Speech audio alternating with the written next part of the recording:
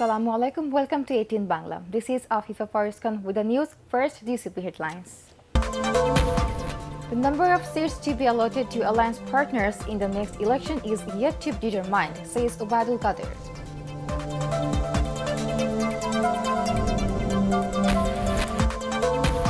BNP demands creation of neutral election environment by releasing Khaleda Zia immediately to avert confrontational politics.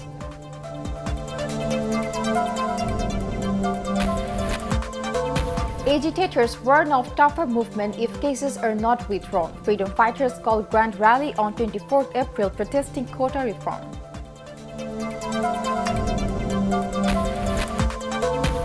And Prime Minister joins the concluding ceremony of joint grand military exercise Gulf Shield 1 in Saudi Arabia.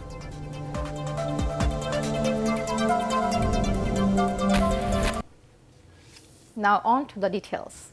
Army General Secretary Ubaidul Qadir has said it has not been determined yet how many seats would be allotted to alliance partners in the next national election. Talking to newsmen after inspecting mobile court operations of BRTA at Manik Mia Avenue in the capital, he said nomination will be made on the basis of the candidate's prospect of winning the contest. At this time, the Business Minister exchanged views with the passengers about hassles in public transports and realizing of extra fare in CNG auto rickshaws. Referring to the quota reforms movement, he said investigation is underway to probe who wanted to take illegal advantage, centering the agitation, adding that none involved would be spared. BNP has demanded creation of neutral election environment by releasing party chairperson Begum Khaleda Zia immediately to avert confrontational politics. In separate functions in the capital, they allege that the ruling party is again trying to grab power through politics of attack, persecution, abduction and killings. The BNP leaders warned that if any such attempt is made this time, the government would have to face a grave consequence.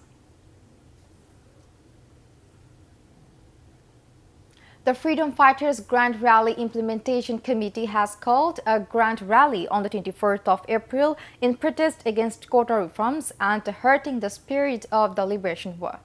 At a news conference at the National Press Club, leaders of the committee alleged that in the name of quota reforms, the freedom fighters have been dishonored in front of the new generation.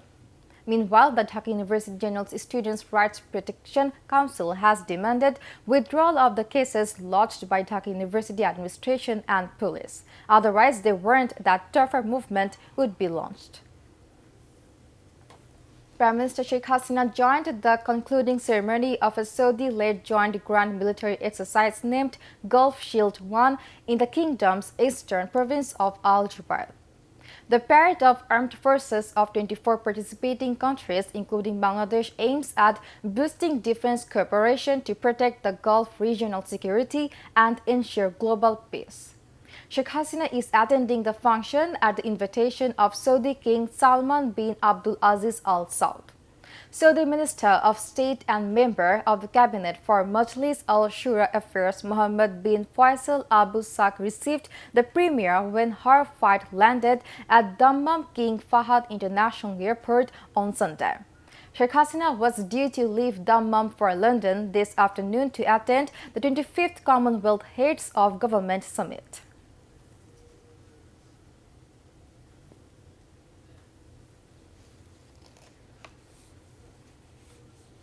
Tomorrow is 17th of April, the historic Mujib Nagar Day. The first government of Bangladesh in exile was sworn in on this day in 1971 at Amro Kanun of Bidunatkola of the then Meherpur subdivision. Army League and its various front and associate organizations have chalked out various programs to observe the unforgettable day in the history of liberation war of Bangladesh in a befitting manner.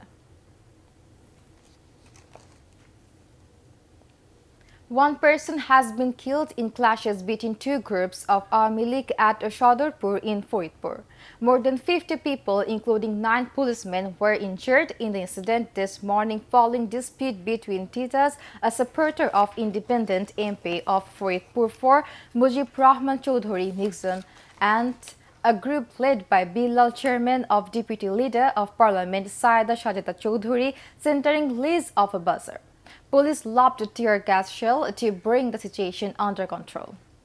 The injured have been admitted to Faridpur Medical College Hospital and other health clinics.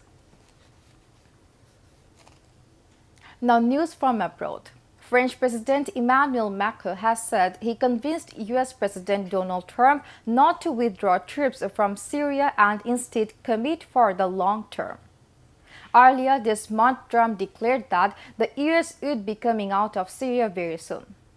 In a television interview 2 days after joint US, UK and French strikes targeted Syrian government sites in response to an alleged chemical weapons attack, Macron said he also persuaded Trump to keep the strikes limited. After Macron's comments, White House spokesman Sarah Sanders, however, said the U.S. mission has not changed. The president has been clear that he wants U.S. forces to come home as quickly as possible. And that's the end of this bulletin. Allah Hafiz.